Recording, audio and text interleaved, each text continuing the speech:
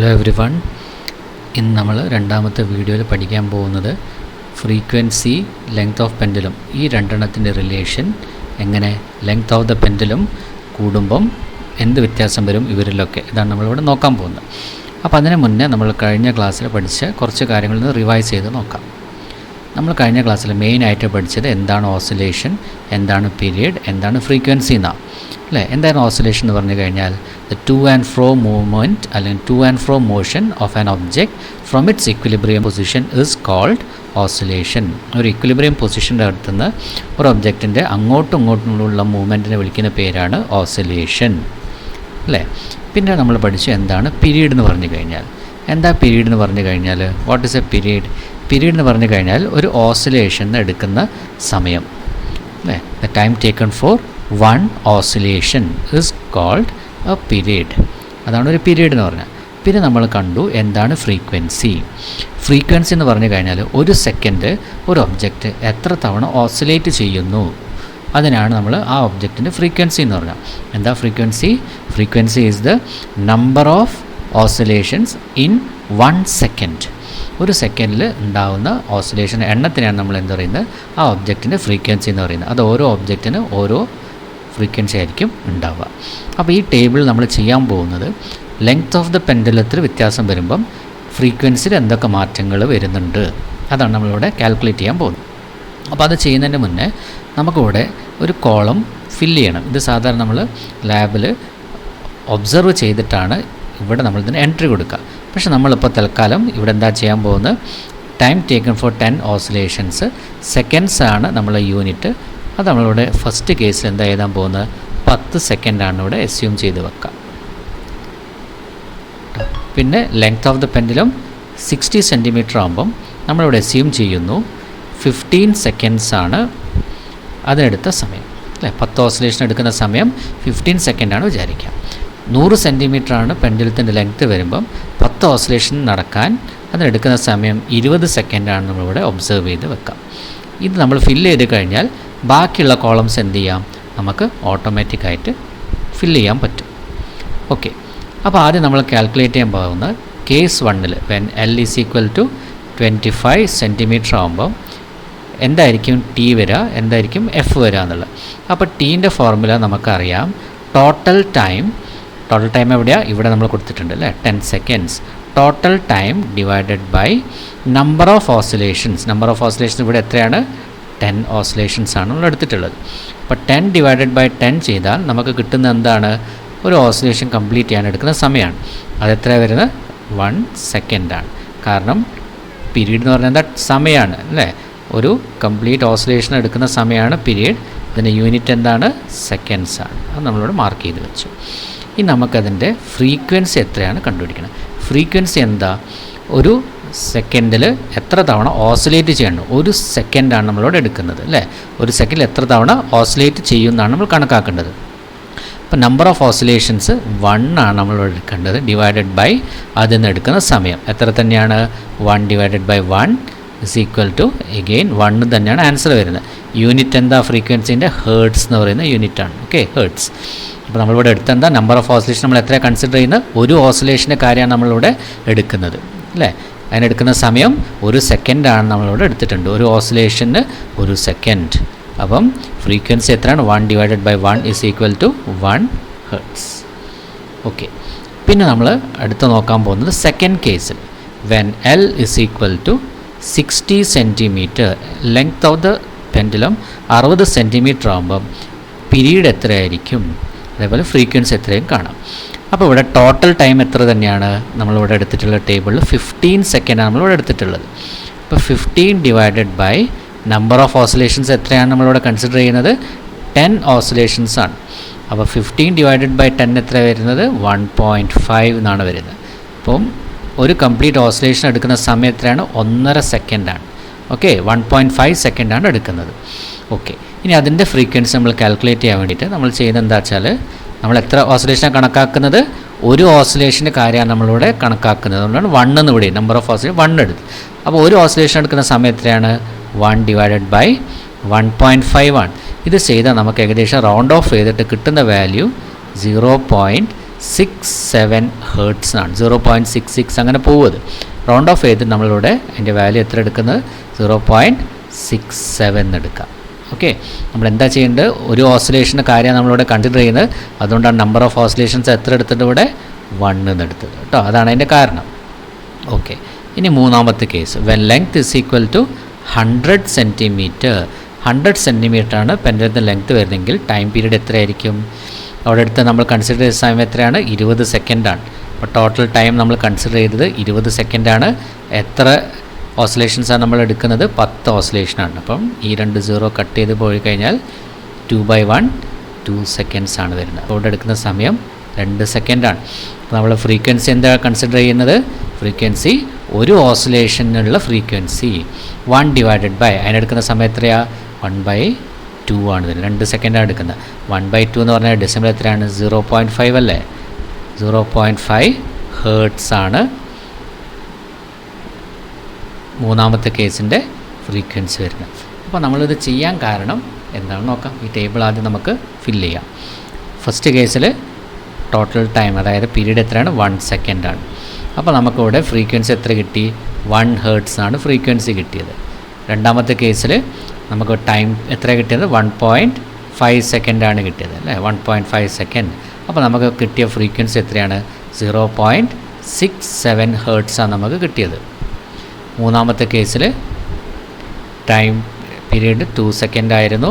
2 second ആയപ്പം frequency നമുക്ക് കിട്ടിയത് 0.5 ഹേർട്സ് ആയിരുന്നു. അപ്പോൾ ഇത് നമ്മൾ എന്ത് കൺക്ലൂഷനാണ് എത്തുന്നത്? നമുക്ക് ഈ വാല്യൂസ് ഒന്ന് കണ്ടുപിടിക്കാം. അപ്പം 1 ആണ് വലുത് അല്ലേ? 1 വലിയ വാല്യൂ. അതിനെക്കാട്ടി ചെറുതാണ് 0.67.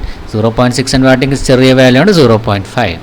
അപ്പം നമ്മളുടെ ഒരു ഭാഗത്ത് അതായത് ഇവിടെ നമ്മൾ കൺസിഡർ ചെയ്യുന്നത് length of the pendulum. Length of the pendulum കൂടിക്കൂടി വരുമ്പം നമുക്കിവിടെ കാണാൻ പറ്റുന്നത് എന്താ? ഫ്രീക്വൻസി കുറഞ്ഞു വരുന്നതാണ് കാണുന്നത് അല്ലേ? ഈ ഒരു റിലേഷൻ നമുക്ക് ഈ ടേബിളിൻ്റെ അകത്ത് നിന്ന് കിട്ടി. അതായത് പെൻഡുലത്തിൻ്റെ ലെങ്ത് ഇൻക്രീസ് ചെയ്യുമ്പം ഫ്രീക്വൻസി എന്താണ്? റെഡ്യൂസ് ആണ് ചെയ്യുന്നത്. ഇതാണ് നമ്മൾ ഈ ടേബിൾ വെച്ച് മനസ്സിലാക്കേണ്ട ഒരു കാര്യം. When the length of the pendulum increases then the frequency decreases അല്ലേ? എല്ലാവർക്കും മനസ്സിലായില്ലേ കാൽക്കുലേഷൻ വഴി? ഓക്കെ, അപ്പോൾ അതാണ് നമ്മളുടെ ഇവിടെ ഐഡിയ. ഈ ബൾബ് എന്താ കാണിക്കുന്നത്? നമ്മൾ മനസ്സിലാക്കിയ മെയിൻ ഐഡിയ ആണ്. എന്താണത്? When the length of the pendulum increases the frequency decreases. Frequency കുറയും. ക്ലിയർ ആയില്ലേ? ഓക്കെ, നമ്മൾ അടുത്ത ടോപ്പിക് എന്താ? വൈബ്രേഷൻ എന്നാണ് അല്ലേ? വൈബ്രേഷൻ. അപ്പോൾ എന്താ ഈ വൈബ്രേഷൻ എന്ന് പറഞ്ഞു കഴിഞ്ഞാൽ? വൈബ്രേഷൻ ഏറ്റവും നല്ല എക്സാമ്പിൾ എന്താ വെച്ചാൽ ഇപ്പോൾ നമ്മൾ ടേബിൾ ഫാനൊക്കെ കണ്ടിട്ടുണ്ടാവും അല്ലേ? ആ ടേബിൾ ഫാൻ നമ്മളൊരു ടേബിളിൻ്റെ മുകളിൽ വെച്ചിട്ട് ഓൺ ചെയ്ത് കഴിഞ്ഞാൽ ഫുൾ സ്പീഡിൽ അങ്ങോട്ട് ഓൺ ചെയ്ത് കഴിഞ്ഞാൽ ആ ടേബിളിൻ്റെ അകത്ത് നിന്ന് ഒരു വല്ലാത്തൊരു മുഴക്കം അല്ലെങ്കിൽ ഒരു സൗണ്ട് വരുന്ന കാണാം. അതിനാണ് നമ്മൾ എന്താ പറയുന്നത്? വൈബ്രേഷൻ എന്ന് പറയുന്നത്. ഒരു വെഹിക്കിൾ സ്റ്റാർട്ട് ചെയ്ത് കഴിഞ്ഞാൽ നമ്മളിപ്പം കാറ് സ്റ്റാർട്ട് ചെയ്ത് മൂവ് ചെയ്യാതെ അങ്ങനെ വെക്കുകയാണെങ്കിൽ ആ കാറിൻ്റെ ഓരോ പാർട്ടിൻ്റെ അകത്ത് ഇങ്ങനെ വൈബ്രേറ്റ് ചെയ്യുന്നത് ശരിക്കും ഇങ്ങനെ ആ ഭാഗം ഇങ്ങനെ കിടന്നിങ്ങനെ വൈബ്രേറ്റ് ചെയ്യുന്ന നമുക്ക് കാണാൻ പറ്റും അല്ലേ? ടു ആൻഡ് ഫ്രോ അങ്ങനെ മൂവ് ചെയ്യുന്ന കാണാൻ നമുക്ക് പറ്റും അല്ലേ? അതാണ് വൈബ്രേഷൻ എന്ന് പറഞ്ഞത്. അപ്പോൾ ഈ വൈബ്രേഷനെ പറ്റി നമ്മൾ എന്തിനാണ് അങ്ങനെ ചിന്തിക്കുന്നത്? അത് നമുക്ക് വേണ്ട പ്രധാനപ്പെട്ട ഒരു പാർട്ടാണ്.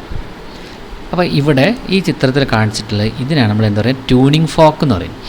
ആ ട്യൂണിംഗ് ഫോക്കിൻ്റെ ടെയിലാണിത്. അതിൻ്റെ 2 ഫാങ്സ് എന്ന് പറയുന്ന 2 ഭാഗം ഇവിടെ ഉണ്ട്. അപ്പോൾ നമ്മളിവിടെ എന്താ ചെയ്യേണ്ടത് വെച്ചാൽ ഈ ട്യൂണിംഗ് ഫോക്കിനെ ടേബിളിൻ്റെ ഒരു അറ്റത്ത് ഇങ്ങനെ അടിച്ചിട്ട് നമ്മളുടെ ചെവീൻ്റെ അടുത്ത് വളരെ അടുത്ത് കൊണ്ടുവരുത്, കുറച്ചൊരടുത്ത് കൊണ്ടുവരുമ്പോൾ നമുക്ക് ആ തലേൻ്റെ അകത്ത് ശരിക്കും ആ ഒരു ഇത് കേൾക്കാൻ നമുക്ക് ഫീൽ ചെയ്യാൻ പറ്റും ആ വൈബ്രേഷൻ അല്ലേ? അപ്പം അങ്ങനെ വൈബ്രേറ്റ് ചെയ്താൽ അതിന് എക്സൈറ്റഡ് ട്യൂണിംഗ് ഫോക്ക് എന്നാണ് പറയാം. ആ എക്സൈറ്റഡ് ട്യൂണിംഗ് ഫോക്ക് നമ്മൾ എന്ത് ചെയ്യുക? ഈ കുട്ടി ഇവിടെ ചെയ്ത പോലെ ഇതിൻ്റെ ടെയിലിനാണ് നമ്മളിവിടെ കുത്തി വെക്കേണ്ടത് കേട്ടോ. ആ ടെയിലിന് എന്ത് ചെയ്യുക? ആ ടേബിളിനെ ടേബിളിൻ്റെ മുകളിൽ ഇങ്ങനെ കൊണ്ട് വെച്ച് കഴിഞ്ഞാൽ ആ ടേബിളിൻ്റെ മുകളിൽ നിന്ന് നമുക്ക് കുറച്ചൊരു വലിയൊരു ഒച്ച നമുക്ക് കേൾക്കാൻ പറ്റും അല്ലേ? നല്ലൊരു സൗണ്ടോടെ കേൾക്കാൻ പറ്റും. അപ്പം ആ ട്യൂണിംഗ് ഫോക്കിൻ്റെ മുകളിൽ നമ്മൾ നോക്കിക്കഴിഞ്ഞാൽ അതിൻ്റെ ഫ്രീക്വൻസി എത്രയാണ് എഴുതിയിട്ടുണ്ടാവും അല്ലേ? ഫ്രീക്വൻസി എത്രയാണ് എഴുതിയിട്ടുണ്ടാവും. അപ്പോൾ ഫ്രീക്വൻസി എന്താ? ഒരു സെക്കൻഡിൽ ആ ട്യൂണിംഗ് ഫോക്ക് എത്ര തവണ വൈബ്രേറ്റ് ചെയ്യും, അതാണ് അതിൻ്റെ മുകളിൽ എഴുതിയ ആ ഫ്രീക്വൻസിൻ്റെ അർത്ഥം. അപ്പം നമ്മൾ ആ ഫ്രീക്വൻസി കൂടുന്നതനുസരിച്ചിട്ട് അത് ഒരു ടേബിൾ വെച്ച് കഴിഞ്ഞാൽ അതിൻ്റെ അകത്തുനിന്ന് പ്രൊഡ്യൂസ് ചെയ്യുന്ന സൗണ്ടും വ്യത്യാസം ഉണ്ടാവും. ഓക്കെ, അപ്പം നമ്മളിവിടെ എഴുതിയത് എന്താ? ഒരു ട്യൂണിംഗ് ഫോക്കിനെ എക്സൈറ്റ് പറഞ്ഞാൽ ടേബിളിൽ ഒരറ്റത്ത് അടിച്ചിട്ട് അതിനെ നമ്മൾ വൈബ്രേറ്റ് ചെയ്യിപ്പിക്കാം. അതിൻ്റെ സ്റ്റെമ്മ് കൊണ്ടുവന്നിട്ട് അല്ലെങ്കിൽ ആ ടെയിൽ കൊണ്ടുവന്നിട്ട് നമ്മൾ ടേബിൾ വെക്കുമ്പം ആ ടേബിളിൻ്റെ അകത്ത് നമുക്ക് ലൗഡായിട്ട് സൗണ്ട് കേൾക്കാൻ പറ്റും, അല്ലേ? ലൗഡായിട്ട് സൗണ്ട് കേൾക്കാൻ പറ്റും. അപ്പം അങ്ങനെ നമ്മളൊരു എക്സാമ്പിൾ, അല്ലേ, കുറച്ച് മാറിയിട്ട് നമ്മളൊരു മ്യൂസിക് ഇൻസ്ട്രുമെൻറ്റിൻ്റെ എക്സാമ്പിൾ എടുക്കാം. ഇപ്പോൾ ഗിറ്റാറുണ്ട്, വയലിൻ ഉണ്ട്, അങ്ങനത്തെയൊക്കെ മ്യൂസിക്കൽ ഇൻസ്ട്രുമെൻറ്റ്, അല്ലേ, ഫ്ലൂട്ട് ഉണ്ട്. ഏതൊരു മ്യൂസിക്കൽ ഇൻസ്ട്രുമെൻ്റ് ആണെങ്കിലും നമ്മളതിനെ ഒന്ന് ടച്ച് ചെയ്ത് വിട്ട് കഴിഞ്ഞാൽ, ഇപ്പം ഗിറ്റാറാണെങ്കിൽ, അല്ലേ, അതിൻ്റെ സ്ട്രിങ്ങിൻ്റെ തിക്നെസ്സിലൊക്കെ വ്യത്യാസമുണ്ട്, സ്ട്രിങ്ങിൽ വ്യത്യാസമുണ്ട്, അതുണ്ടാക്കുന്ന സൗണ്ടിന് വ്യത്യാസമുണ്ട്. അപ്പോൾ നേരിയ കമ്പി മുതൽ കുറച്ച് കട്ടിയുള്ള കമ്പി വരെ നമുക്ക് ആ ഗിറ്റാറിൻ്റെ മുകളിലോ അല്ലെങ്കിൽ വയലിൻ്റെ മുകളിലോ കാണാൻ പറ്റും. അപ്പോൾ നമ്മളങ്ങനെ അതിനെ എക്സൈറ്റ് ചെയ്യുമ്പം, അതായത് നമ്മൾ മ്യൂസിക് ഉണ്ടാക്കാൻ വേണ്ടിയിട്ട് അതിനൊന്ന് തൊട്ട് കൊടുക്കുമ്പം ആ സ്ട്രിങ് എന്ത് ചെയ്യും? വൈബ്രേറ്റ് ചെയ്യും. അപ്പം ഓരോ സ്ട്രിങ്ങിന് അതിൻ്റെ തിക്നെസ് മാറും നമുക്കറിയാം, അല്ലേ? മ്യൂസിക്കായിട്ട് ബന്ധപ്പെട്ട ആൾക്കാർക്കറിയാം. അപ്പം നമ്മളങ്ങനെ അതിനെ ടച്ച് ചെയ്ത് വിടുമ്പം ഏതൊരു ഒബ്ജക്റ്റിനും അതിൻ്റേതായിട്ടുള്ള ഫ്രീക്വൻസി ഉണ്ടാവും. ആ ഫ്രീക്വൻസിയിലായിരിക്കും ഇതെന്ത് ചെയ്യുന്നത്? വൈബ്രേറ്റ് ചെയ്യുന്നത്, അല്ലേ? അങ്ങനെ ഓരോ ഒബ്ജക്റ്റിൻ്റെ സ്വന്തമായിട്ട് നമ്മളതിനെ എക്സൈറ്റ് ചെയ്യുമ്പം സ്വന്തമായിട്ട് അതിൻ്റെ ഫ്രീക്വൻസി നമ്മൾ വിളിക്കുന്ന പേരാണ് നാച്ചുറൽ ഫ്രീക്വൻസി. ഓരോ ഒബ്ജക്റ്റിനും അതിൻ്റേതായിട്ട് എന്തുണ്ടാവും? ഒരു നാച്ചുറൽ ഫ്രീക്വൻസി ഉണ്ടാവും. ആ നാച്ചുറൽ ഫ്രീക്വൻസിയിൽ ഇത് കിടന്നിട്ട് വൈബ്രേറ്റ് ചെയ്യാൻ തുടങ്ങും. ഓക്കെ, പിന്നെ അടുത്ത വളരെ പ്രധാനപ്പെട്ട ഒരു കാര്യം എന്താണ്? ഈ റെസൊണൻസ് എന്നാണ്. അപ്പോൾ ഇവിടെ ഞാൻ കൊടുത്തിട്ടുള്ള ഈ ചിത്രത്തെ എന്താണെന്ന് വെച്ചാൽ ഇതാണ് നമ്മളുടെ സൗണ്ട് വേവ് എന്ന് പറയുന്നത്, അല്ലേ? Sound wave. അപ്പോൾ ഇവിടെ നടുവിൽ നമ്മളൊരു ഇങ്ങനൊരു ലൈൻ ഇട്ട് കൊടുക്കും. അപ്പോൾ നിങ്ങൾക്ക് കാണാം ആ ലൈനിൻ്റെ മുകൾ ഭാഗത്തും താഴ്ന്ന ഭാഗത്തും ഇതാണ് നമ്മളുടെ വേവ് എന്ന് പറയുന്നത്, അല്ലേ? ഒരു തരംഗം പോലെ മൂവ് ചെയ്യുന്ന സൗണ്ട്. അപ്പോൾ ഈ തരംഗത്തിൻ്റെ ഒരു ടോപ്പ് പൊസിഷൻ, ഇവിടെ ഒരു പൊസിഷൻ, ഇവിടെ ഒരു പൊസിഷൻ, ഇതാണ് നമ്മളുടെ വേവിൻ്റെ ഹൈറ്റ് എന്ന് പറയുന്നത്. ആ ഹൈറ്റ് ചില ഭാഗത്ത് കണ്ടോ നല്ല കൂടുതലാണ്, അല്ലേ? ഹൈറ്റ് വളരെ കൂടുതലാണ്.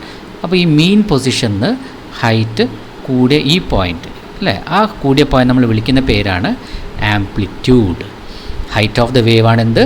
ആംപ്ലിറ്റ്യൂഡ് എന്ന് പറയുന്നത്. അതെന്താണെന്ന് മനസ്സിലാക്കി വെക്കാം.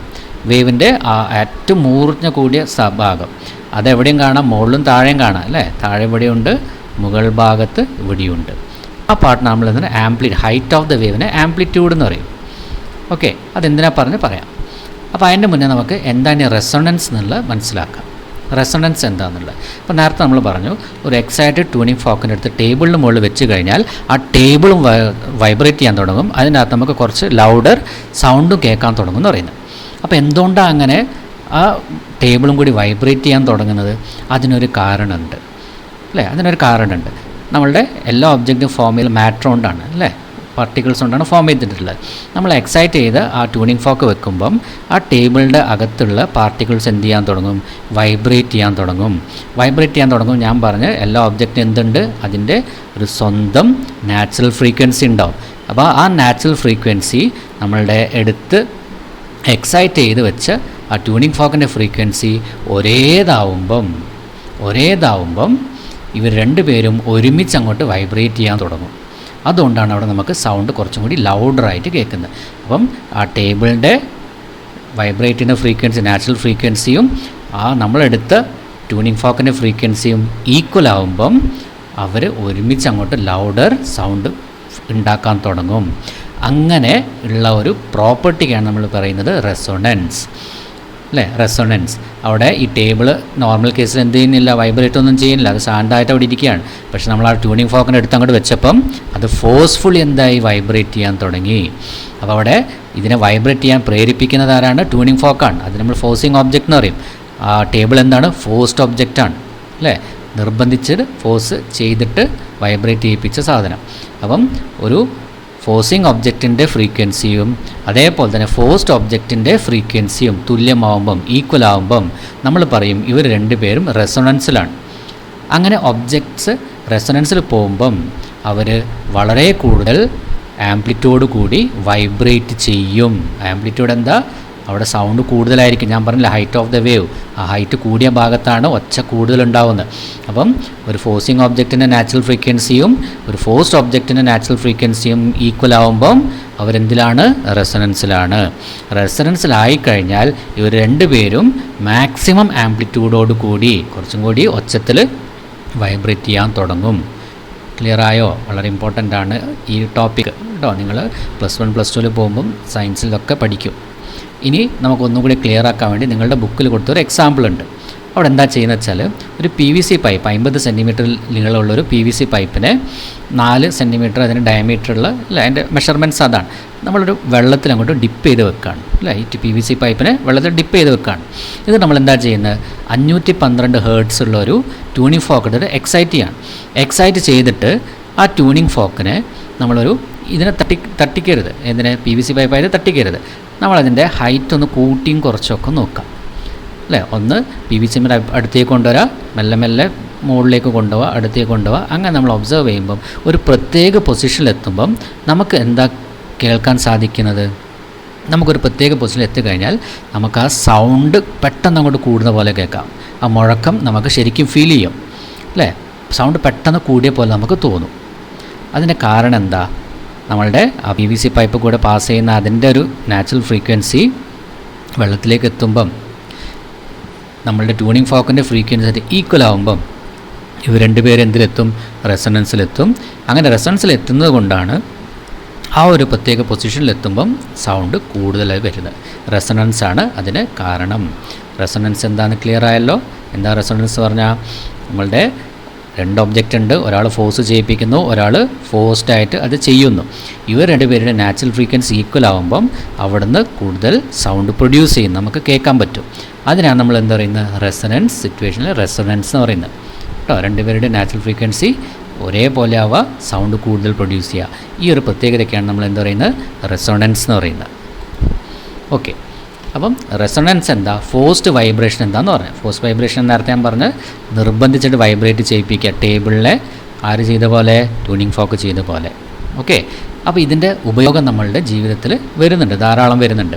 അപ്പോൾ ഫസ്റ്റ് എക്സാമ്പിൾ എന്താ വെച്ചാൽ MRI സ്കാനിങ് മാഗ്നറ്റിക് റെസൊണൻസ് ആയിട്ടുള്ള സ്കാനിങ് ആണ്. മാഗ്നറ്റിക് റെസൊണൻസ് യൂസ് ചെയ്തിട്ടുള്ള ഒരു സ്കാനിങ് മെത്തേഡാണ് എന്ത്, MRI scanning, magnetic resonance imaging എന്നാണ് അതിന് പറയുന്നത്, MRI. അപ്പം ഇതിൻ്റെ അകത്ത് മാഗ്നറ്റിക് ഫീൽഡിൻ്റെ ഉള്ളിൽ നമ്മളുടെ ശരീരം ഏത് ഭാഗത്ത് MRI ആണോ വേണ്ടത് ആ പാർട്ട് വെച്ചിട്ട് മാഗ്നറ്റിക് തരംഗങ്ങളാണ് എന്ത് ചെയ്യുന്നത്, സ്കാൻ ചെയ്യാൻ ഉപയോഗിക്കുന്നത് അല്ലേ. മാഗ്നറ്റിക് റെസൊണൻസ് ആണ്. അപ്പോൾ നമ്മളുടെ ബോഡീൻ്റെ അകത്തുള്ള പാർട്ടിക്കിളുടെ നാച്ചുറൽ ഫ്രീക്വൻസി അതേപോലെ ഈ മെഷീൻ്റെ ആ നാച്ചുറൽ ഫ്രീക്വൻസി ഈക്വൽ ആകുമ്പോൾ നമുക്ക് ആ പാർട്ട് കുറച്ചും കൂടി ക്ലിയർ ആയിട്ട് ഒബ്സർവ് ചെയ്യാൻ പറ്റും. അതിൻ്റെ ഡീറ്റെയിൽസ് ഒന്നും വേണ്ട, നിങ്ങൾ മനസ്സിലാക്കാം. രണ്ടാമത്തതാണ് റേഡിയോ ട്യൂണിങ്. നിങ്ങളുടെ പഴയ കാലത്ത് റേഡിയോ ട്യൂൺ ചെയ്യാമെന്ന് പറയും. ഇതാണ് നമ്മളുടെ പഴയ റേഡിയോ. അപ്പോൾ ഇവിടെ നിങ്ങൾക്കൊരു മീറ്റർ പോലെയൊക്കെ കാണാം അല്ലേ. ഇതാണ് അതിൻ്റെ ഫ്രീക്വൻസി എന്ന് പറയുന്നത്. അപ്പോൾ ഓരോ റേഡിയോ സ്റ്റേഷനകത്താണ് പ്രോഗ്രാം ഉണ്ടാവുക. അപ്പോൾ ഈ ഓരോ റേഡിയോ സ്റ്റേഷൻ, ഇപ്പോൾ കോഴിക്കോട് ആകാശവാണി നിലയാണെങ്കിലും റേഡിയോ FM ആണെങ്കിലും ഇതിനൊക്കെ ഓരോ ഫ്രീക്വൻസി ഉണ്ടാവും. ആ ഫ്രീക്വൻസി നമ്മൾ എന്താ ട്യൂൺ ചെയ്യണം. അതായത് നമ്മളുടെ റേഡിയോൻ്റെ അകത്തുള്ള ട്യൂണറും അതിൻ്റെ ആ ഫ്രീക്വൻസി എത്ര ഹേർട്സാണ് നമ്മളറിയാം, 9.9 ഹേർട്സ് എന്നൊക്കെ നമ്മൾ കേട്ടിട്ടുണ്ട്. ആ ഫ്രീക്വൻസിയും റേഡിയോ സ്റ്റേഷനിൽ ഇവർ അതിൻ്റെ സിഗ്നൽസ് സെൻഡ് ചെയ്യുന്ന ഫ്രീക്വൻസിയും ഈക്വൽ ആകുമ്പം ആ പ്രോഗ്രാം നമുക്ക് റേഡിയോയിൽ കിട്ടും. അതാണ് വേറൊരു യൂസ് വൈബ്രേഷൻ്റെ റെസൊണൻസിൻ്റെ, റേഡിയോ ട്യൂണിങ്. പിന്നെ നേരത്തെ പറഞ്ഞ ഗിറ്റാർ, വയലിൻ, വീണ അതിൻ്റെ അകത്തൊക്കെ മ്യൂസിക്കൽ ഇൻസ്ട്രുമെൻ്റായിട്ട് ഈ റെസൊണൻസും ഫോഴ്സ്ഡ് വൈബ്രേഷനൊക്കെ നടക്കുന്നുണ്ട് അല്ലേ. പിന്നെ അതിൻ്റെ ഇതാണ് നമ്മളുടെ ഡോക്ടേഴ്സിൻ്റെ അടുത്ത് പോകുമ്പം നമ്മളുടെ ഹാർട്ട് ബീറ്റ് കേൾക്കാനും നമ്മളുടെ ചെസ്റ്റിൽ കൺജഷൻ ഉണ്ടോക്കെ നോക്കാനും ഈ ഡിവൈസ്, സ്റ്റെതസ്കോപ്പ് എന്ന് പറയുന്ന ഡിവൈസ് ഡോക്ടർ യൂസ് ചെയ്യുന്നത്. അപ്പം നമ്മളുടെ ഹാർട്ട് ബീറ്റ് ചെയ്യുന്ന സമയത്ത് അതിൻ്റെ അകത്തുള്ളൊരു വൈബ്രേഷൻ ഉണ്ടാവും. ആ വൈബ്രേഷൻ ഇവിടെ ഒരു ഡയഫ്രം എന്ന് പറഞ്ഞ ഭാഗം ഉണ്ടാവും. ആ വൈബ്രേഷൻ എന്ത് ചെയ്യിക്കും, ഈ ഡയഫ്രത്തിനെ വൈബ്രേറ്റ് ചെയ്യിപ്പിക്കും. ഹാർട്ടിൻ്റെ ബീറ്റ് ഈ ഡയഫ്രത്തിനെ വൈബ്രേറ്റ് ചെയ്യിപ്പിക്കും. അപ്പോൾ ആ വൈബ്രേഷൻ ഈ ട്യൂബ് കൂടെ ഡോക്ടറിൻ്റെ ചെവിയിലേക്ക് എത്തും. അപ്പോൾ ആ ഹാർട്ടിൻ്റെ ബീറ്റ് ഡോക്ടർക്ക് എന്ത് ചെയ്യാൻ പറ്റും, ചെവിയിൽ കേൾക്കാൻ പറ്റും. അവിടെ എന്താ നടക്കുന്നത്, എന്തുകൊണ്ടാണ് ആ ഹാർട്ടിൻ്റെ ചെറിയ ബീറ്റ് ഡോക്ടറിന് ക്ലിയർ ആയിട്ട് ചെവി കേൾക്കാൻ കാരണം, ഹാർട്ടിൻ്റെ ആ ബീറ്റിൻ്റെ ഫ്രീക്വൻസിയും ഈ ഡയഫ്രത്തിൻ്റെ ഫ്രീക്വൻസിയും ഈക്വൽ ആകുമ്പം വേവ്സ് ചെവിയിലേക്ക് എത്തും, ലൗഡറായിട്ട് കേൾക്കും. അതാണ് അതിൻ്റെ principle. Okay, vibration and resonance ആണ് അവിടെ യൂസ് ചെയ്യുന്ന പ്രിൻസിപ്പിൾ. മെഗാഫോൺസ് പോലീസൊക്കെ നമുക്ക് വാർണിംഗ് തരുമ്പോൾ യൂസ് ചെയ്യുന്ന ആ സാധനമാണ് മെഗാഫോൺ എന്ന് പറയുന്നത്. അപ്പോൾ ഇവിടെ നമ്മൾ എടുത്തിട്ടുള്ള എക്സാമ്പിൾ സാക്സോഫോൺ അല്ലേ, അല്ലെങ്കിൽ ഈ നാദസ്വരം എന്ന് പറയുന്നത് ഇതൊരു സാധനം.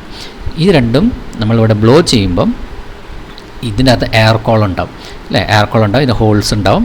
അപ്പോൾ അവർ ആ കൺട്രോൾ ചെയ്യുമ്പം എയറിൻ്റെ ഫ്രീക്വൻസിയിൽ വരുന്ന വ്യത്യാസവും സൗണ്ട് വൈബ്രേറ്റ് ചെയ്യുന്ന അതിൻ്റെ വ്യത്യാസമൊക്കെ കാരണം നമുക്ക് ഒച്ച ഒന്നും കൂടി എന്ത് ചെയ്യാൻ പറ്റും, ലൗഡറായിട്ട് കേൾക്കാൻ പറ്റും. അപ്പോൾ ഇത്രയൊക്കെയാണ് എന്ത് applications of forced vibration and resonance വരുന്നത്. ഓക്കെ, ഇതൊക്കെ ഓർമ്മിച്ച് വെക്കുക എല്ലാവരും. യെസ്, ഇനി നമുക്ക് നോക്കാനുള്ള ഭാഗം എന്താ വെച്ചാൽ ഈ natural frequency factors and influence the natural frequency of an object.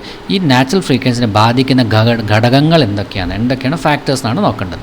ഒന്നാമത്തെ, നേരത്തെ ഈ വീഡിയോ നമ്മൾ തുടക്കത്തിൽ എന്താ കണ്ടത്, length of the pendulum and its relation to period and frequency നമ്മൾ കണ്ടത്.